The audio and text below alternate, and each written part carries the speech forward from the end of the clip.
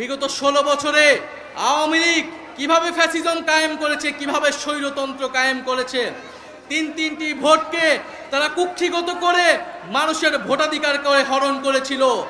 পিলখানা হত্যাকাণ্ডের মাধ্যমে বাংলাদেশের সেনাবাহিনীর দেশপ্রেমিক অংশকে তারা পরাস্ত করেছিল এবং বাংলাদেশের সার্বভৌমত্বকে হুমকির মুখে ঠেলে দিয়েছিল। 2013 সালে শাপলার হত্যাকাণ্ডের মাধ্যমে বাংলাদেশের ধর্মপ্রাণ মুসলমান এবং আলেম ওলামাদের মত প্রকাশের যে অধিকার, সেই অধিকারকে তারা হরণ করেছিল। এছাড়া ধারাবাহিকভাবে কোটা সংস্কার আন্দোলন, নিরাপদ সড়ক আন্দোলন, মোদী বিরোধী আন্দোলনে তারা হত্যাকাণ্ড এবং দমন পীড়ন চালিয়েছে। সর্বশেষ জুলাই আগস্ট মাসে ছাত্র জনতা তাদের অধিকারের জন্য যখন রাজপথে নেমে এসেছিল, সেই জনগণের উপরে তারা এই দেশের পুলিশকে দিয়ে, এই দেশের সেনাবাহিনীকে দিয়ে, এই দেশের বিজিবিকে দিয়ে গুলি চালিয়েছিল।